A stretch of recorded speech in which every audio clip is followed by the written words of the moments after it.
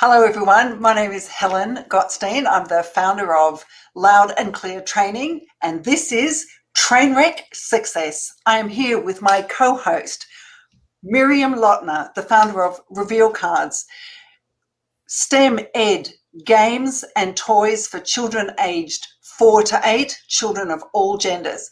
And this week we are welcoming the amazing, the incredible, the powerful Paulette Dale, the author of...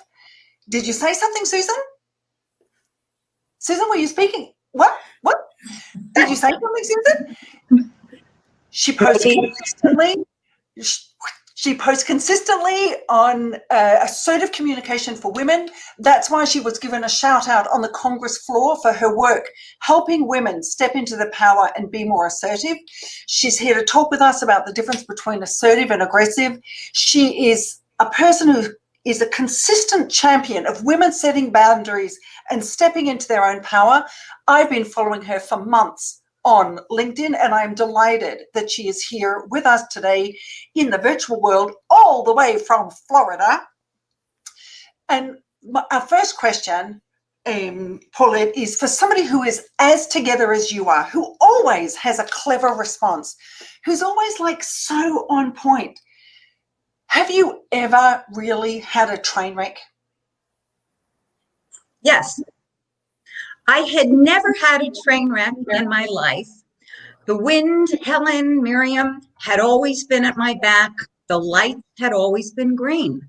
Until one day, the wind stopped blowing and the lights turned red. I started to suffer from depression. Took me by great surprise. There was no external factor. It was all a chemical imbalance. So I thought I could ignore it and it would go away. Well, I learned the hard way that depression does not go away by ignoring it. You cannot heal if you pretend you don't hurt. I thought by simply focusing on all the positive things in my life, of which there were many, loving friends, family, support groups, that would be powerful enough to override the overwhelming feelings of sadness and depression that would wash over me when I least expected it. Well, it didn't work that way. Again, depression doesn't go away by ignoring it. So with the urging of dear friends in whom I had confided, I sought professional help, and chemical imbalance was diagnosed and I received the appropriate treatment. Well, I got my positive zest for life back. My positive outlook on life was restored. My inner peace was restored, as was my equilibrium. So no more train wreck. Wow. You said something there that was really powerful about not being able to overcome a chemical imbalance, by wishing it away. And I think it's really important to talk about. I salute you for, coming onto live LinkedIn, which is a professional platform, right? And talking about mental health, which is still stigmatized, both in the community and especially for women, right?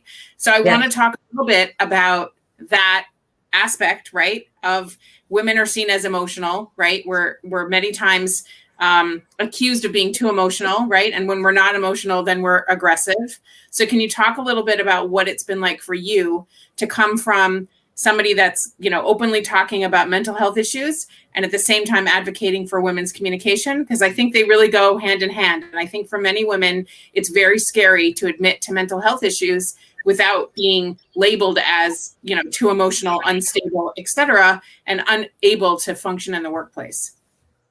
What a great question. Well, I think coming out about it is extremely assertive. Again, when you're assertive, you express your opinions without fear of losing confidence, without fear of losing respect, because you know who you are and you know what your strength is and you know what your value is. And so discussing this is simply part of being assertive. And if someone wants to push back and use that as a weapon against me, well, good luck with that. It won't turn out well for them, I assure you. Okay, Susan, we believe you. So again, it's part of being assertive. And when I mentioned to our host, Helen, that I would be discussing this as my train wreck because it's the only one I could think of, and I've forgotten about it. I've forgotten that I had this issue and that I had suffered from this. Wow. And I needed a train wreck for the show, and it was staring me in the face. Helen very graciously said, well, are you sure you want to come out publicly about that? Didn't you say something to that effect, Helen? And I said, of course, it could help other people. And that's what I'm all about. And that's what you ladies are all about. Very powerful. Beautiful. Thank Beautiful. you. I will share that for me, the invitation to all our guests to share a train wreck is really to make even somebody like yourself, who always gives the impression of being so put together, so powerful, always has a well-formulated, smart, clear, powerful response to all the crazy, like all the crazy flying around out there. I think that it's very, very powerful to hear that that everybody goes through chapters, that everybody goes through like dark spaces. And I also love that you said other people helped me. Like I got professional help, but it was my family and friends. It was people who loved me that I shared this with. That also takes bravery to step out, to voice. It's that it makes it possible for people to help. So perhaps in the follow-up from this, we should try to put some links to health lines or, services that are currently available for people who are struggling right now, because heaven knows a lot of people are struggling right now. Wow. Yes, they are. And let me just mention, I'm a volunteer crisis counselor for the crisis text line, which exists in the United Kingdom and Ireland and Canada and the United States.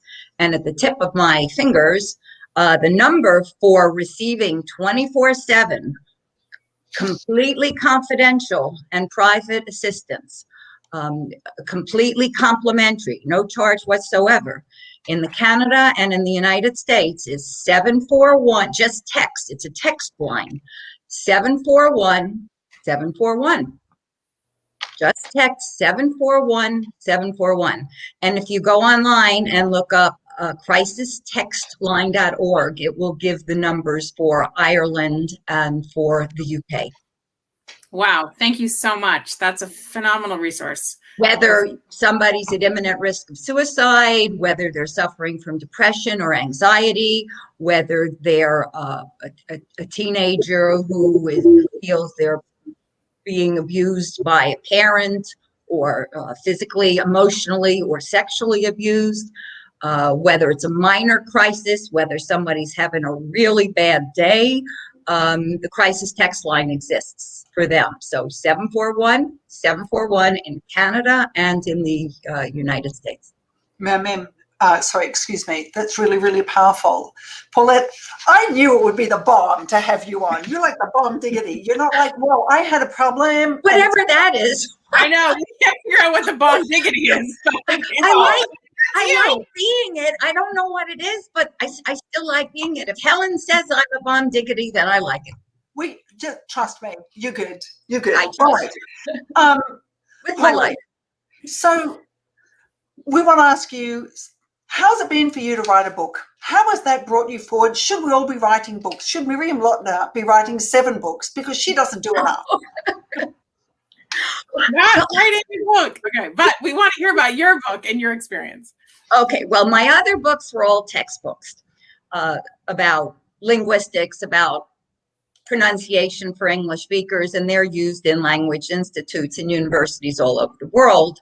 And that had to do with my academic preparation. The assertiveness book came about because I never had intended to write a book. Did you say something, Susan? And after many years, I started to notice that many women in my life, family, friends, colleagues, and thousands of students, they were train wrecks. They were emotional train wrecks. They would not speak up for themselves. they were too timid to speak up for themselves if they were taken advantage of or if they were wronged in some way. They hesitate to say no to inconvenient or unreasonable requests. They don't speak up at meetings. They hesitate to express their opinions and to ask questions. And many of these wonderful, brilliant, talented, and beautiful women would come to me for advice. So I decided, maybe a book is in order. Got it. And what's the response been like? Are you still using it, selling it? Have you developed any kind of like online presence from the book? Tell us a little bit about the reactions. Well, so I originally wrote the first version of the book about 20 years ago, and through a mainstream publisher, and it went into soft cover. It was translated into Spanish, Japanese, Korean, which was very exciting. And then the publisher went bankrupt. And then then the publisher went bankrupt. And I got into my teaching and writing more textbooks and doing workshops for the State Department and traveling all over the world, teaching teachers in language institutes methodology of how to teach English as a second language, because just because you speak a language doesn't mean you can teach it. And then after the situation with telling the former president of the United States that he has a nice smile on national TV in front of 14 million people, I started to get thousands and thousands of people viewing my profile on LinkedIn. And my son and other family members suggested to me, you really should get your book back out there. So I thought about it, and it needed a rewrite. It needed a complete overhaul. It needed a revision. It needed updates of examples and references and resources. And that was the catalyst. So I did that and decided to make LinkedIn my main platform for promoting assertive communication. And so far, the response has been very favorable, and my post seems to be resonating with thousands of women and men as well. So I'm very grateful that these efforts are paying off. Fabulous. So now I'm going to ask you a little bit of a tougher question. I was having a conversation with somebody yesterday who mentioned to me and said, Miriam, you're a great connector and you make a lot of connections for people. So we'd like for you to work with us to try to do a little bit more headhunting informally. But, there's no job market for anyone over 45. Like the job market's dead. That's a pro bono situation if you like to think about it that way. But in tech, 45 and you're done. So I said very kindly, and how old do you think that I am? And he was like, oh, early 40s. And I said, well, no, I'm over 45, but thank you very much. So now that we're on a call of 3 women that are officially dead, apparently in the marketplace, I'm assuming. Okay, I'm sorry for assuming, but I think we're officially all dead in the marketplace, right? Talk to me a little bit about what it's like as a woman over 45, to be on LinkedIn and to have, again, thousands of people responding to your posts. Do you feel any kind of age discrimination? How do you, help women to address that issue? I know that we know that it's there, right? We could either ignore it and say it doesn't exist, or we can talk about it intelligently. So what's your advice to women in our age bracket that want to either rejoin the workforce or stay in the workforce or, continue to grow in the workforce? Okay, well, personally, I have not experienced any. Again, I'm not out in the job market looking to apply for jobs, getting my resume out there. I've retired from being a college professor after 35 years. There is no ageism in the State Department, so I will still get assignments. But it's based on knowledge. It's based on skill. So there are still plenty of people out there who are looking for knowledge, skill, preparedness, and experience. And unfortunately, of course, there is ageism.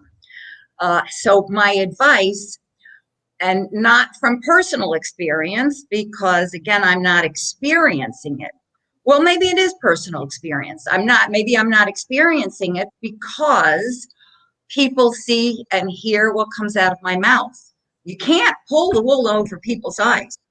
If they like what you say, and what you say resonates with them, and you show that you have the knowledge and the experience to deal with myriad issues, they're going to respect you and want to listen to you.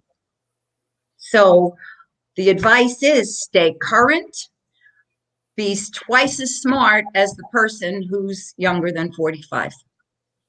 Be twice as up to date as the person who's younger than 45.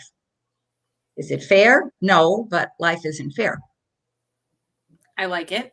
Okay. Again, you've made LinkedIn your platform, right? And you spent 30 years as a college professor. So, we can all do some mental math and say, wow, look at you. Like 35. 35. Exactly. You're owning LinkedIn, right? So you're twice as smart. You're twice as smart as people that are half your age, maybe. So rock it. I mean, keep going. Awesome. Thank you for that advice. Again, and it's not because I'm twice as smart, I'm twice as old. So hopefully I'm twice as smart. And what I always say to younger people when I get pushed back, I used to say to my son, who may be watching this, I've been where you are. You haven't been where I am.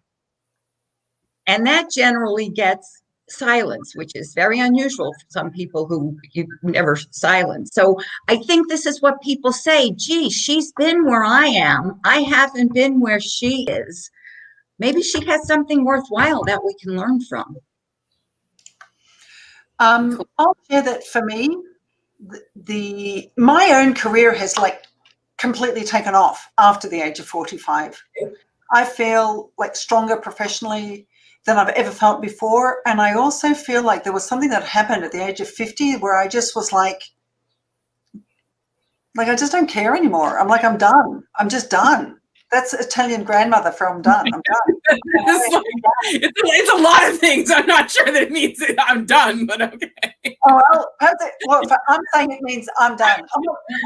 I don't have the patience as much to be, I'm just not going to waste as much energy in worrying about people's impression of me because a little bit what for. Yesterday I worked with a CEO of a multi-million-dollar company and I'm like, yo, your storytelling's awful. Let me help you with that. Deploy. You don't want to deploy your response. I don't want to imagine your response being deployed. I want to whatever. Just worked on his whole pitch, worked on his story, worked on getting his pitch completely up to date. And, it was just fun. I will also share that I actually won't share. All right. Because I said something really silly while I was talking to him. I'm calling one of my pet names for my children and my family. I'm like, this is a mistake. All right. And we had a question from Martine. What if the CEO is much younger than 45? Well, Martine, I would say, they should give up. They should just give up. How about that? No, I want to talk to that a little bit. I've definitely been, the older woman pitching in a situation. And I think you just, you've got to respect your power, right? And I think just like Paulette has already said, if you know that you are you, right, you have the skills and experience that you have. If you come in apologizing, if you come in being sorry that you've got that experience, if you come in on on your back foot, they're going to sense that, right? But if you come in being an assertive woman and saying, here's the experience that I have, here's the skills that I have, this is what I can give to your business, go for it. That's right. And may I add, it works in reverse. Age discrimination when you're young. This has come up on LinkedIn. Some of our young millennials or even Gen Xers who are really sharp are finding age discrimination in reverse. And let me just give you again, it's about having confidence. It's about knowing what you know, and it's about being assertive. When I was 22, I was hired as an adjunct instructor at Miami-Dade College. The time, most of the class were men on the GI Bill. So they had just gotten out of Vietnam. Remember the war in Vietnam. So the government was paying for college education. So here I'm dealing with 25, 30. I even had a couple of captains and officers in the class. And I'm 22 years old. I walk into the room and I put my books down on the desk, and this big, burly commanding type man stands up and points his finger at me and he says, "You're the teacher?" Everybody looked, and I looked at him, and I brought myself up to my full 5'8", which I was grateful for. And I pointed at him and I said, "You're the student? Would you like to come and teach this class?" It was a public speaking class. It's the intro to public speaking. And he sat himself down and said, "No, ma'am." That's like the best return line ever. And I think most of us would have been like, I would have been frozen. Well, Right. I was for about 5 seconds, but I knew I had to do something. So again, and I also knew I wasn't there because I didn't know my stuff. I wasn't there because I wasn't prepared. I knew I was, and therefore, but so ageism works in reverse. So I say the same to the younger millennials or the Gen Xers as I do to the over 45ers. Be twice as prepared, twice as ready, have confidence in yourself. If you don't, act as if no one else ever has to know, and you will come across and you will exude this, and people will respect you as a result. And then success breeds success. Once you find that it works, and you will, I guarantee you will have more success, and it will get easier and easier each time. So Paulette, I want to drive towards like really, really specifics, because when I work with people, like I find it hard to grasp like general concepts. I like really, really concrete examples of things. If you were going to give people a clear recommendation now about how to set boundaries clearly, no matter how old they are, for the 50s, for people who are past over 45, for the people who are millennials, the people who are Gen Xers, what would you say for the people who are going to watch this live and the people who are going to watch it on replay about a fundamental principle of setting boundaries? Okay, you've got to do it. And not only do you have to do it, you have to enforce those boundaries. So what does that mean? Boundaries can come up in any number of ways.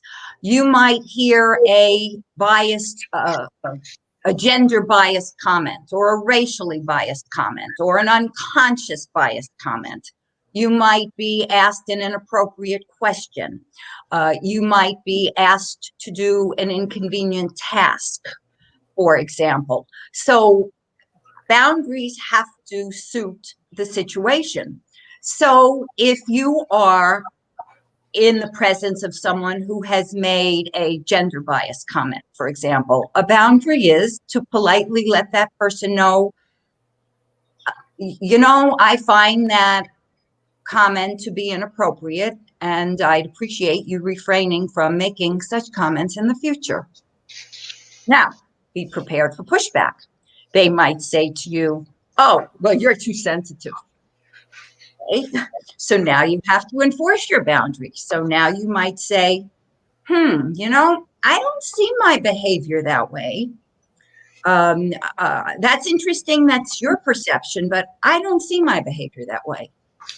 Or my favorite Ann Landers response to "you're too sensitive" is, "Gee, why is it always the insensitive clods that call other people too sensitive?" Now, if you think clods is a bit aggressive, so then just say, why is it that it's always the insensitive folks that call other people too sensitive? So it's assertive, respectful, good-natured comments like this that help you enforce the boundary. They will tell you, "Oh, gee, you know, Paulette, I'd like you to be the United Way charity chairman for the college for the 5th year in a row." Yeah, right. No help from anybody, hours of my time. Maybe it's somebody else's turn to do it. Okay. Can I count on you? And I said, "Oh, thank you so much for thinking of me. I'm very honored. I have a lot on my plate right now, so I'm going to decline." And I got, "Well, you're not being very cooperative." Right? So I set a boundary by saying, thank you for asking me. I've got too much on my plate right now, but thank you again for thinking of me. Now I have to enforce my boundary. Well, I like the broken record technique for this one. Like I said, thank you so much for asking me. I really appreciate your thinking of me. I must decline. I have too much on my plate right now. And then you get, but I was counting, prepared for pushback. We may not stop with that, but I was counting on you. Yes, I see that. And again, thank you so much for asking me. I appreciate it that you thought of me. I have too much on my plate right now, but again, thank you for asking me. And after a while, it's a little hard to argue with a broken record. And it's a game of chicken. Who's going to wear who down first? And if you're not assertive, and if you don't have confidence in yourself, you're going to give in to the request and you're going to hate yourself later. And you're going to be irked and annoyed with yourself later. So be prepared for pushback. So many women won't be assertive because they don't want to be told they're too sensitive or they're not cooperative. You know, people can tell you the moon is made of green cheese. It doesn't make it true. Or they'll say things like, you might say, you might comment on an inappropriate joke. And my favorite response to a highly inappropriate joke is a good-natured, you know, that's a time joke. When I have time, I'll laugh. Yo! Oh, yes. And I will get... Some of this is like it registers with me, like not so much assertive as more acerbic. Well, I will get, you're so aggressive. And I'll say, I don't see my behavior as aggressive in the least. I didn't find the joke, that gender biased joke, particularly humorous. So I'd appreciate it if you would refrain from making them, at least in my company. You know, thank you. Thank you. Thank you. Now, you know, aggressive becomes assertive with a lot more pleases and thank yous. So for example, Paulette, I need to borrow your car, or I need you to be chair of the United Way drive. No, I've done it 5 years in a row. Don't answer that. Okay, whereas that could be construed as aggressive. No way in hell. I'm not doing this again. Just ask somebody else. I put in my time, and how dare you just, you know, think I'm going to do this all the time. Let's take that same response and add a few pleases and thank yous. Thank you so much for thinking of me. I've done this 5 years in a row. I have a lot on my plate right now. I must decline, but please know that I appreciate your thinking of me. They'll still call that aggressive. Yeah, but it softens it. Miriam, I'm going to roll it over to you. Do you have a question? I've got like 5 lined up right now, but I need to share. No, first of all, I think that was really effective. Like, I could grasp onto those things. And again, I'm usually the tongue-tied. My answer at 5 minutes later would have been so smart, but at the moment I'm just stuck. And I think during this process of Trainwreck, I'm learning the benefit of silence. I'm learning the benefit of like not saying anything rather than saying something that I'm going to regret later. So I just wanted to say to any woman that's like me, or anyone that's watching this that's like me, that, you know, your response is delayed and not instant like Paulette's is, that it's okay to be silent and to think for a moment to keep your mouth shut. You do not have to fill the silence, right? With like apologies and explanations, because then you tend to trip yourself up and commit to things you don't want to commit to, and then you can't get out of them, right? And then there's that self-hatred that starts with like, I can't believe I agreed to that, but I couldn't get the words out fast enough. So love the silence, accept the silence, keep silent sometimes is better, and then your response will come. And it's also assertive. Wait, being silent and delaying is also highly assertive. Some people will demand a response immediately. Well, I'm not going to give you the same deal if you don't tell me now, or something like that. Or no, I have to have your answer right now. Well, I don't do business that way, and I don't conduct my personal life that way. I'll have to let you know before 5 o'clock, or I'll let you know by 11 a.m. tomorrow morning. You need to give, so that's assertive too. So please don't ever be intimidated into having to respond immediately just because someone is not pleased that you are being assertive enough to say, I need some time to consider this and think this over. So Miriam, that's assertive also. What isn't assertive is if you don't respond at all when you really want to. Remember, not every response, not everything that triggers you deserves a response.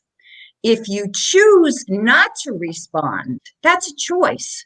If you don't want to dignify a comment or a response, well, that's a choice, and that's an assertive choice. It only becomes unassertive if you remain silent when you really would like to respond. But it's yes, I'll share that. For me, sometimes that my problem is the opposite one, of not taking on something that I would like so much, but rather responding in a way that I feel is aggressive at the moment. And my tools are, I feel like I carry them in my head. The idea of like saying, thanks for that offer, or thanks for that perspective, or how fascinating you think that way, or I have a different opinion, or thanks for sharing, or all of these things that yes. I know. The gap between that, knowing them, and my ability to apply them in real time where I feel attacked is not so good. So I need to walk around like practicing that. Before we go on though, Paulette, I think that you have a question for us as well. Would you like to ask a question of one of us here, either about business to Miriam or about communications to me? Well, I'd love to, I wish I would have asked this question at the beginning of the interview, because then I may have been able to benefit from the advice. So my question is, during Zoom interviews or these video virtual interviews, I never know how to look good. I never know where to look. Do I look at the pinhole in the camera? Do I look at the image of you on the screen? Do I sit looking at the pinhole smiling? Do you move forward to feel like you're moving into a person? I never know what to do. Help. So it's a great question, and it's really a tremendous burden, because there's such a divide between how we present on camera and how we present in real life. The more we can look into this little eye of the camera, the far better we look to everybody who's watching. Okay. The more we do what is absolutely instinctual and what we've been doing since we could open our eyes, and we've tried to focus on the face of the hopefully caring person hovering over us, is like look into somebody's face. So the more we can detach from what is instinctual and just look into the eye of the camera, the more appealing, the more approachable and accessible we're going to be to everybody watching. Okay. At the same time, I think that everybody understands that it's very difficult to detach from that, and it's really difficult to just rely on peripheral vision and look straight into the camera. And we have a tendency to look at other people. About the smiling all the time, I'm pro kind of acting ourselves, like to a limit. I think that if we look surly and cross, because of the camera is such an intimate medium, it's so close up, that the audience who is with us right now is actually reading the micro expressions of our faces in a way that they are not when you're on the stage or you're in a huge auditorium and you're presenting to the back line of seats. It's completely different. It's very, very intimate. So I recommend just like warming it up a little. You do not have to sit there smiling the whole time. No. And also it may be completely incongruent with the content that's being offered. Yes, that's true. We're talking about depression and I'm going, yeah, exactly. Tell us more about your depression. No. So those are my tips. Do think about your lighting, think about your body in the frame, be warm, and and do try to keep it like perhaps a little warmer than you would need to when you're on stage. But even on stage, warmer is more accessible and approachable than cool or surly. Always. Right. I did want to just add one thing. As in my former life as a photographer, so when you look at a photograph, if the eyes are not in focus, you as a viewer of that photograph can't really understand what's happening, right? We're always looking. If you ever look at a portrait, the eyes always have to be in focus, right? If you focus the nose, if you focus an ear, but the eyes are not in focus, people will toss that because they need to be able to see the eyes in focus. Mm-hmm. So you should check your camera settings and where you're looking to make sure that, I would say 75% of the time, that your eyes are directed at the camera and that people can relate to your eyes. When they can't see your eyes in focus, there's a shifty feeling about it. And whether it was intentional or not, or whether it was, poor lighting, camera, etc., there's a disconnect that happens. Like you're almost like a talking head instead of a human being. So it is, obviously it's not natural. You can't always be focused at the lens because then you're never looking at the other people that are interacting with you, right? Zoom. But do try to come back to the lens because those are the people that are watching your eyes, right? And it's my eyes in focus? Not exactly, not totally. Oh no! What do I mean, in my Zoom, Helen and I are in focus. It could be the quality of our cameras. It could be the quality of your camera. It could be the distance that you're sitting. It could be the lighting. But it is really important for people to be able to see focus on your eyes, I think. So Paulette, right now, what you've had is like really, you have plenty of time to respond to the questions, but right now what we're going to be moving into is a fast, hot round of questions. So get ready. Here they go. Is this like speed dating? Yes, but live. But live, are you ready? Let's go. Sure. Okay, Paulette, what's your favorite word? What's your favorite word? Assertive. What's your least favorite word? Aggressive. If you could try a profession other than your own, what would it be? Acting. Acting. I like it. Wait, hold on. I just lost my list of the questions. All right. What turns you on spiritually, emotionally, physically? Yikes. Exercise for physical. Emotional is connecting with your friends and family and being together and just knowing you can be anything and you're not being judged is a great emotional lift when you're with people and nobody is judging you. And spiritually, I think meditating. I like to meditate. I like to sit silently. I'm sort of an ambivert. So that's the introverted side of me, to just sit and relax and connect and try to communicate with departed loved ones. I mean that seriously. And just to feel their spirit and to give it back. I like that. At the same token, what turns you off spiritually, physically, or emotionally? What turns me off, I would say emotionally and spiritually are probably combined. People who are intolerant and do not respect what turns you on emotionally and physically, spiritually. Beautiful. That's what turns me off. We need to respect what other people. Well, you got it. Yeah, you got it. You can I have to learn to take yes for an answer sometimes. If heaven exists, what would you like to hear God say when you hit those pearly gates? Your mom and dad and any of your other loved ones have been waiting for you. They didn't want you to show up anytime too soon, but they're glad you're here now. Lovely. Paulette Dale, we are really, really glad you turned up now to share your insights, your professional knowledge, your passion, your power, and your clarity around how everyone can set better boundaries, look after themselves, their families, the people they love, and themselves. Thank you so much for joining us for episode 11. Success. My pleasure. And thank you to all the connections for watching. Beautiful. Thank you for Okay. joining us, everyone. Okay, I'll see you on the platform. Thank you. Bye.